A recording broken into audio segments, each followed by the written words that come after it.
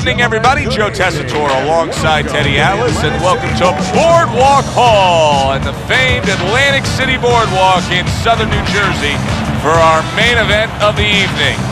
12 rounds of heavyweights between these two great warriors. He's making that final walk that separates man and warrior, soon to be in battle there in the ring.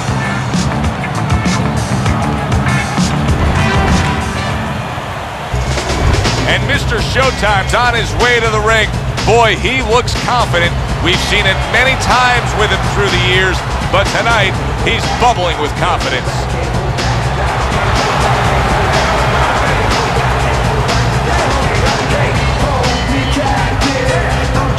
Fighting out of the blue corner, ladies and gentlemen, please welcome the greatest. And his opponent across the ring, fighting out of the red corner, Mr. Showtime.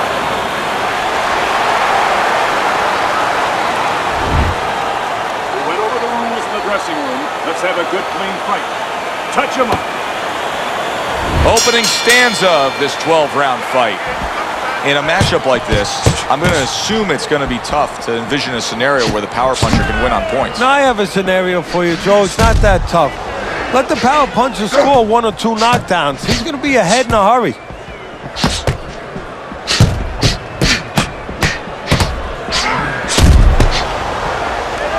He missed with that headshot. Good defensive skill with the block by the greatest.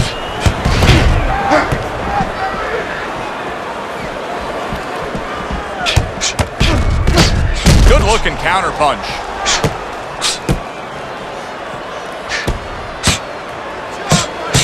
There he is, landing a combo. He scored well after being hit himself.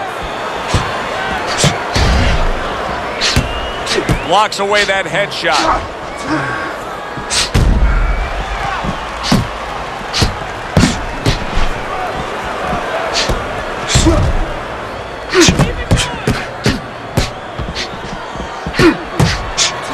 Well, he's throwing it, but just missed. Isn't landing it.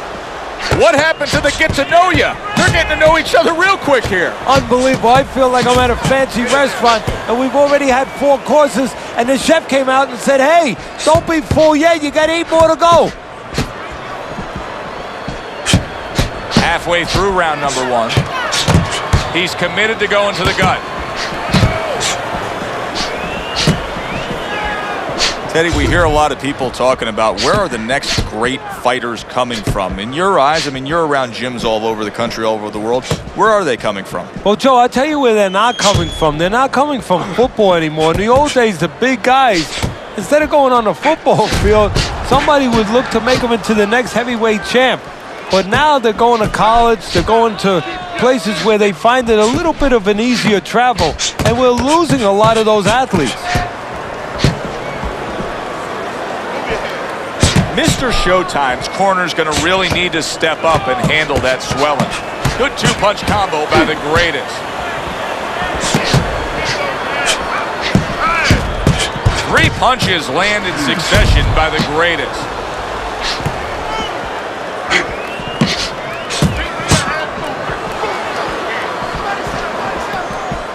That was not well targeted by Mr. Showtime. Mr. Showtime's got a bad cut now that's opened up on his cheek.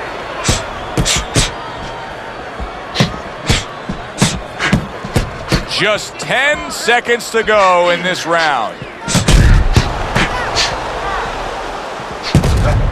He took a shot, but he came back with a right hand of his own.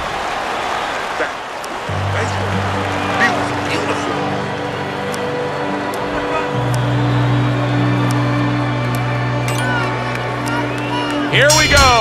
Round 2 is underway. That punch just close.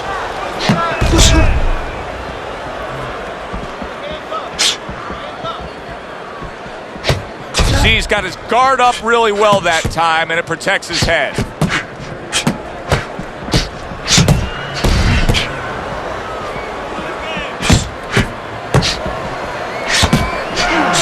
just missed that shot up top.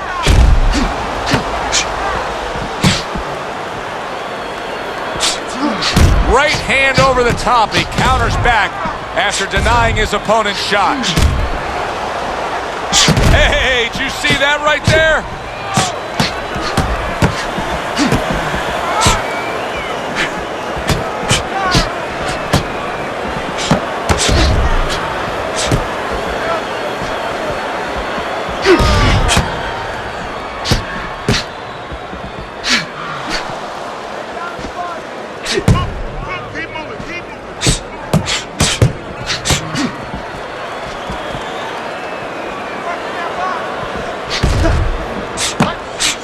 Some fine fundamentals, good counter punch. Nice mousetrap there, he let him in beautifully. He didn't use cheese, he used distance.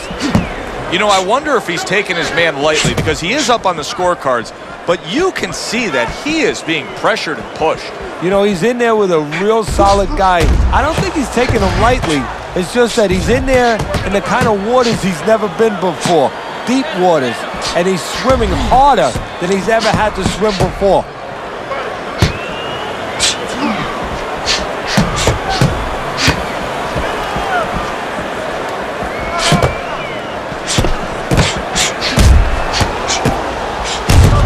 Fine-looking combination from him now. Well, that's the benefit of combination punching right there, Joe. The first couple missed, but the third, the fourth, they landed.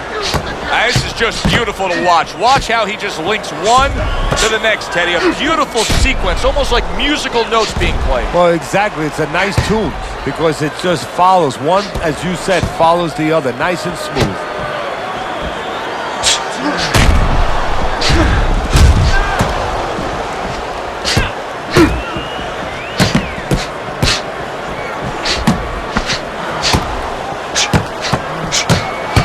Man able to land an uppercut.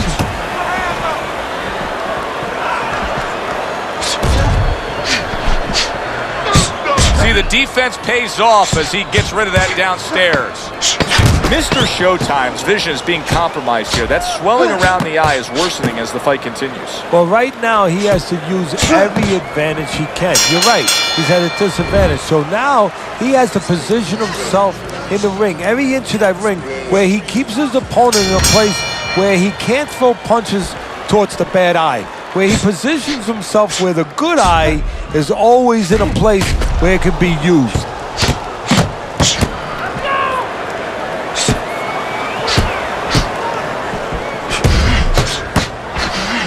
He's just not concentrating on the body as a target here, Teddy. No, and you know, you wouldn't mind if he didn't have to. In other words, it all depends on the scenario. This scenario says that he should be going to the body, and he should recognize that. And that's part of the talent of a fighter, recognition, that you have to recognize where the opportunities are.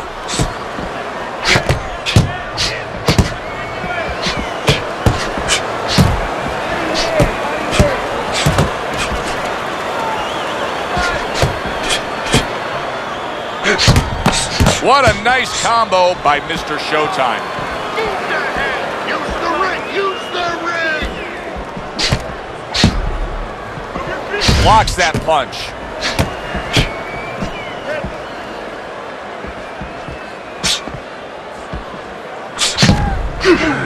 Oh, very nice. Smart counter punch there. Yeah, that's beautiful. You make the guy miss, you make him pay. You always say punchers are born, Teddy. But what about a guy's ability to withstand big punches? What about a guy's chin? You know, that's an interesting point. Part of it is physical, and you know what it is? It's the neck. That's the shock absorber, but most of it's mental. You have to want to take the punches. You have to will yourself through the punches. This guy has some will.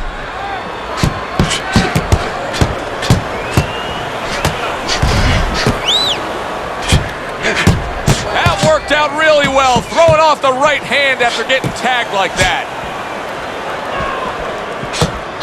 And he ties up on the inside. Get out of the way from those punches! Move your hands! Double up your punches!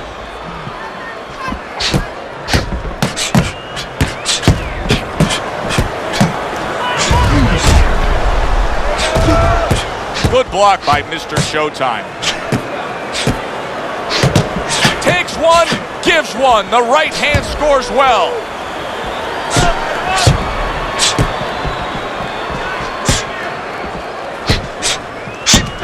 He scored well after being hit himself.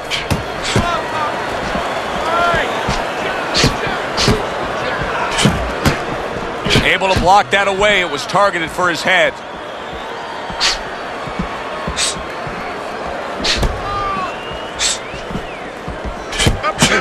Was just off the mark. 10 seconds to go in this third round. He took a shot, but he came back with a right hand of his own. I don't think that blood's going to be a big deal in terms of his vision. It's on the cheek. He just doesn't want any cut to worsen. The greatest statistics really shine in that last round. You can see that he was able to land more punches than his opponent. Now, it's not black and white. You land more punches, you win the round. But in this case, I do think he's up on the scorecards based on that round. Yeah, I believe he is too. You know, you're looking at it, and you just feel that he's got control of the pace, the tempo. You know, he's winning the fight, but there's a risk there because he's starting to throw a lot of punches, sometimes a little carelessly. That's going to leave him a little bit open to a counter.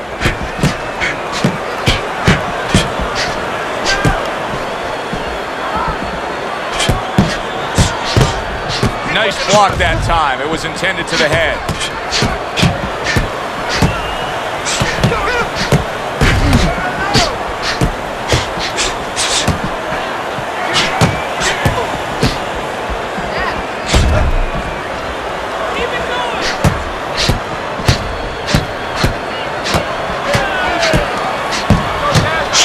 Looking right hand after he got hit.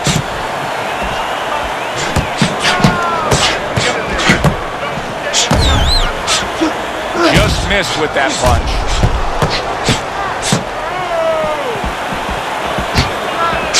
That's just like a little love shove right there. Just a little love shove to give yourself some room.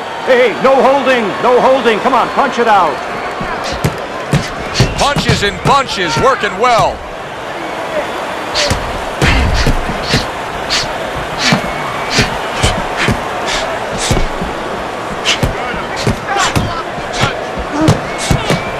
Good return fire that time.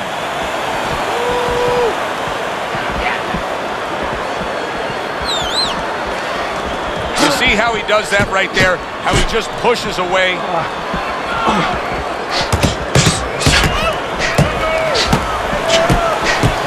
Neither man slowing down as we have 60 seconds to go in this round.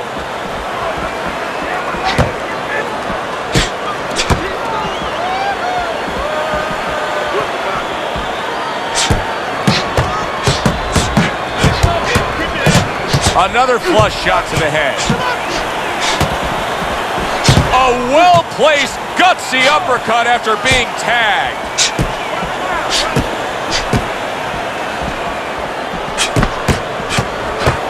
Really brought it that time. A 4-punch combination.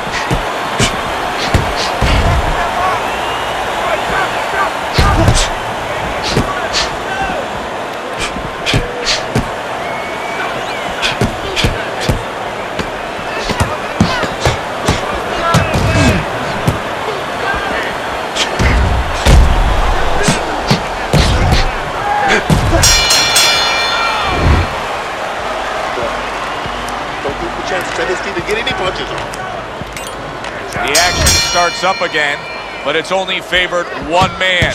Hard to see this fight going the distance based on what we've witnessed so far.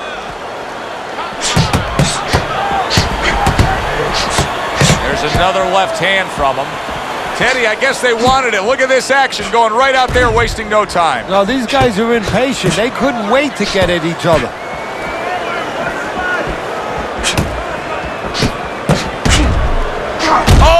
That's gotta hurt. Crafty counter punching. Oh boy, big shot up top. Come on, keep this. It is unbelievable how this fight is being fought. Both guys unwilling to stop. One guy goes at it, the other guy meets him punch for punch. Well, you've heard it before. You've heard the term used, one day at a time to deal with something very difficult. Well, this is one round at a time.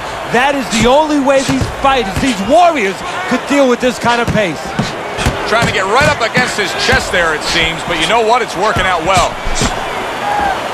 Mr. Showtime's now in a spot that many fighters have faced numerous times, and that is, how do you deal with seeing your own blood and knowing that you have incurred some serious damage? Look at that cut around the eye. No, for a fighter to be able to move to the top, he's got to be tested in a lot of areas. Sometimes the test comes when he's hurt. He's hit on the chin. He's dropped for the first time. Sometimes the test comes when you drop the other guy and he gets up and he comes at you. And sometimes the test comes in the form of a cut. When you see your first blood, when you see it, that it's your blood, how do you behave? We're going to find out right now.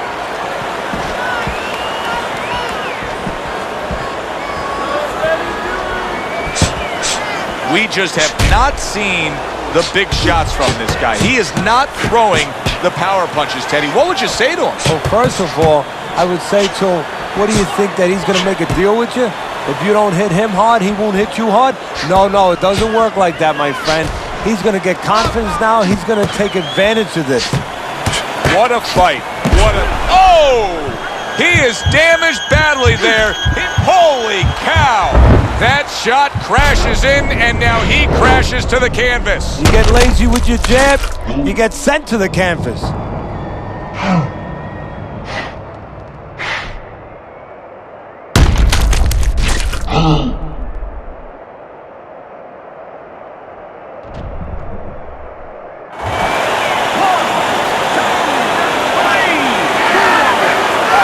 So he is able to get up to his feet after that knockdown, but Teddy, it's what's ahead that's the problem. Yeah, we're getting a peek right now into his heart, into his soul.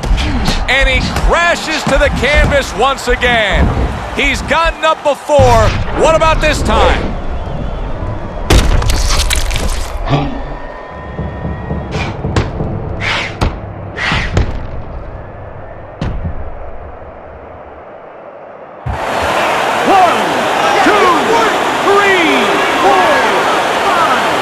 Somehow, some way, he's going to continue on here. And if he's going to stay in this fight, now he's got to avoid this opponent like the Black Plague.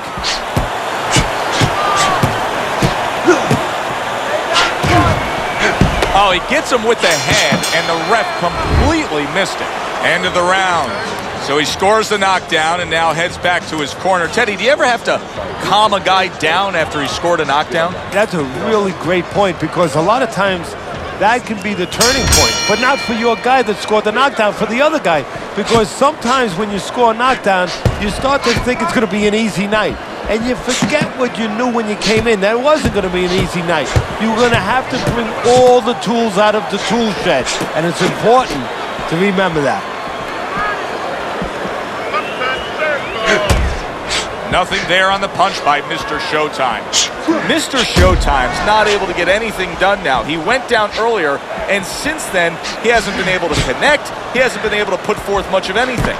No, he reminds me a little bit of that bully in the schoolyard. You know, he's always going after you, but then you punch him in the mouth, and all of a sudden, he's waiting for the principal to get in between you. Right now, there's no principal there, but something's holding him back. Not much action as he just ties up. Pulls the trigger right away with the left hand after getting tagged himself. He's completely turned his offense off. You can see that he's just in an extreme defensive posture, but still, his opponent is scoring here. Look, the extreme defensive posture is a problem, but if he was moving his head with his hands up, at least there'd be misses there. When his opponent would miss, there'd be an opening to come back, where even if you didn't come back, his opponent would be a little worried about sitting in there on you. He'd have to think defense. Right now, he's only thinking offense. And now he's working well on the inside. Targeting the hooks on each man. Off to the side, a little swing and a miss going upstairs. Every gym's got one of those double-ended bags, right? They give you the movement, you got to hit that moving target, work on your accuracy. He's making it so that his opponent never had to work on one, Teddy. He's just sitting right there, right in front, no head movement whatsoever. No, not at all. He didn't have one in his gym, that's for sure, because he just does not know how to move his head. The old timers would say he gets insulted if you miss him. The twists and turns and the non-stop battle, it continues on as we've reached the 1 minute mark to go. I don't know which way to read this. Is he trying to confuse his opponent, or is he just confusing himself by changing his style, the way he's approaching things here after being knocked down earlier? Well, if I'm the opponent, you know what I'm saying? I'm saying that I just gave him a little... There it is! He is damaged badly there. He may hit the floor. He's in bad shape. He's on wobbly legs. Teddy, he's got to tie up. If he can. See, that's up to his opponent, Joe. It's not automatic that he's going to get what he wants to tie up. If his opponent steps back a little bit, he can keep this offense going and end his night.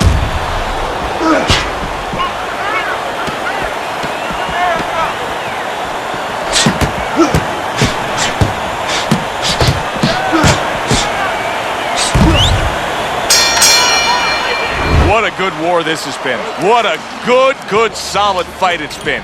The kind of fight that tells me somebody wants to get rid of the other guy. It almost looks like they made a deal where neither one could win by decision, where if they didn't win by knockout, it doesn't count. Doing well on the outside. Undoubtedly, the most effective element of his entire arsenal tonight is his jab. He's so committed to fighting on the outside, and he's jabbing away beautifully. Well, Cus D'Amato used to tell me, Teddy, when you're in doubt, jab. Well, this fighter, when he's been in doubt, he's jab. When he's been sure of himself, he's jab. As you said, he's made a jab fest of this all night long. He comes back with the left hand again. Oh, he is stunned. He could go down. Oh, that's gotta hurt. Oh, and he goes down after that punch.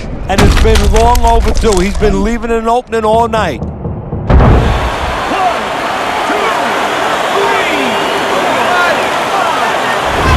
The ref is stopping this fight. The greatest is gonna have his hand raised by way of KO.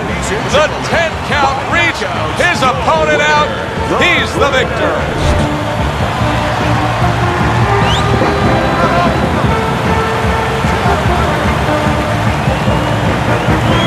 He's your winner by knockout victory. I feel like I just came out of the movie theater, Joe, and I did not expect that ending. For Teddy Atlas, I'm Joe Tessitore. Always enjoy you tuning in. We'll see you next time at the fights.